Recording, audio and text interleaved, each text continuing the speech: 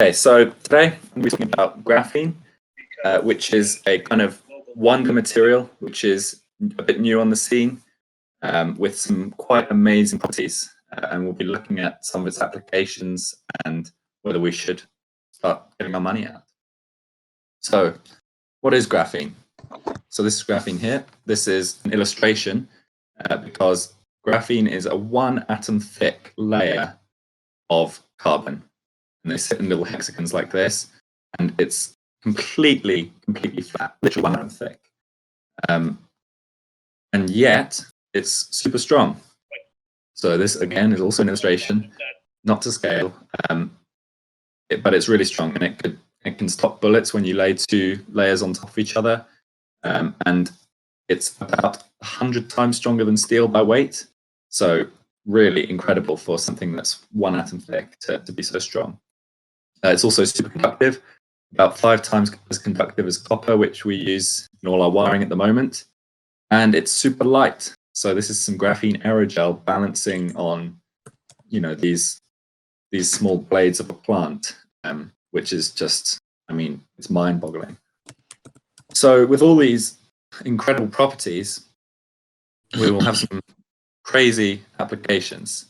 So what are they? Well, if you're like me, this is where your mind goes. We should have spaceships. We should have flying cars. Definitely these TV screens that you get in sci-fi movies. Definitely want one of those. And Iron Man, he should make an appearance soon, right? Well, unfortunately, this is where we actually are. Pretty gutting, to be honest. I was expecting Iron Man. Instead, it's a bike and a helmet. I don't know if you know any cyclists, but they love their lightweight bikes, but it doesn't do it for me. I wanted to go to space, so a bit disappointing. So what's all the hype then?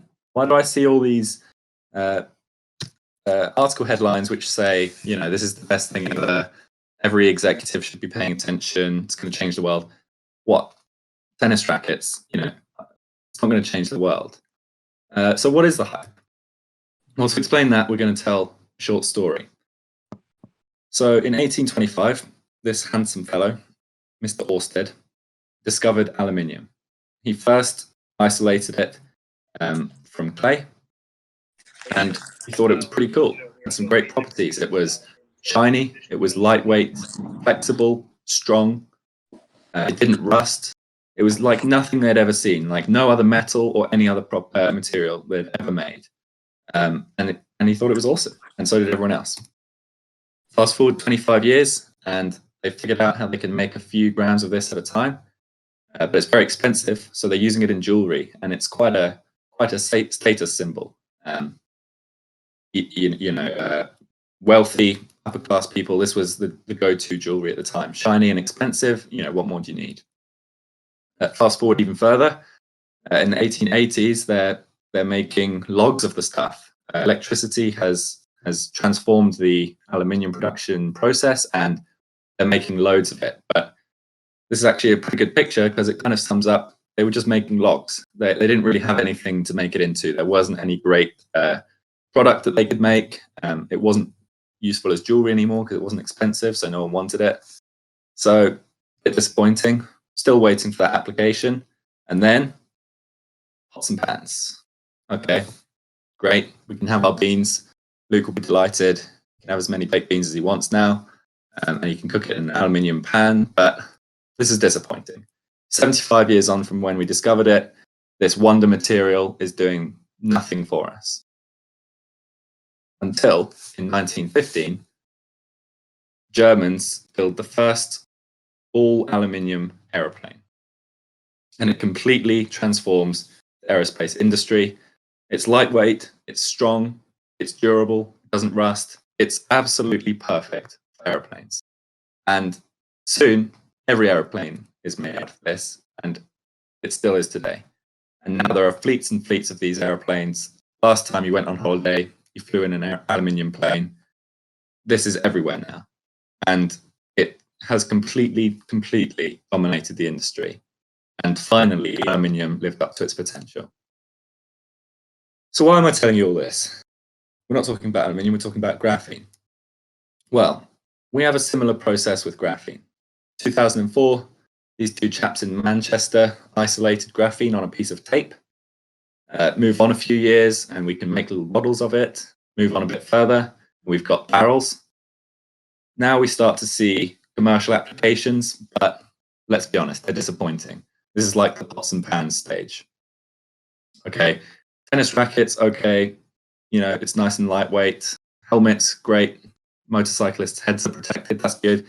But it's not really game changing. We want to see something much more major than this. And that's the eureka that we're waiting for. So graphene doesn't have this yet. But when a product arrives on the market, surely graphene that graphene has a good application for, surely it will really drive the process forward. And something to say here is that the first aeroplane was actually invented right here in 1903. So even 78 years after we first discovered the material, we hadn't even invented what was going to be the application for aluminium. So that's probably the case here as well. We're still waiting for this kind of application to be invented where we know this is what graphene is really going to do for us from now on. And then surely the material will be driven forward and we can have Iron Man later on. But more seriously, these are some applications that we really might see very soon. Conductive properties of graphene suits it really well to solar cells, and it has been shown that they can improve the efficiency, but it's just not cost effective yet. At the moment, the way we make graphene, it's difficult to make in large quantities and it's very, very expensive. You can also see body armor, much improved on Kevlar is graphene. So once the military get their hands on this, well, they have their hands on it, but once they really take a liking to it, surely that will drive the product forward. And even now, there is body armor that exists with graphene involved, and it does perform much better than Kevlar. Space travel, also super lightweight and strong, just like aluminium, but even more. This will be an application in the future if we can figure out how to produce this en masse cheaply. But this, for me, is the application that really stands out. Because it's so conductive and because it's on an atomic level, it's so tiny, we can build microchips out of this, and we can make them much, much smaller than current microchips, which makes your computer faster and your phone faster. And when I say faster, I don't mean 10, 15%, I mean 1,000 times faster, 10,000 times faster. That's how much graphene has the potential to completely change the way that electronics exists in the world at the moment. So hopefully one of these will kind of take off and we'll learn how to produce it en masse. But for now, should we invest? Well, I think you could have guessed what these numbers would say. All three companies that I did analysis on are making a loss. You see on the top line. Some of them are showing good growth, like Director Plus, but clearly none of these fit in as league pass investments. None of them have even existed for 10 years. So where are we? Well, maybe I could throw money in, but if I were to invest, I'm just investing in an idea. I'm not investing in a company because no one here makes anything game-changing. I'm not even investing in a product because the product doesn't exist yet. I'm just investing in an idea. So, maybe it's worth a shot. Maybe at 40p, applied graphene materials will do a Bitcoin, and in 10 years, we'll be talking about how we all should have bought it. But for my money, the risk is too high. The path forward is too unclear. So maybe next time. Thank you.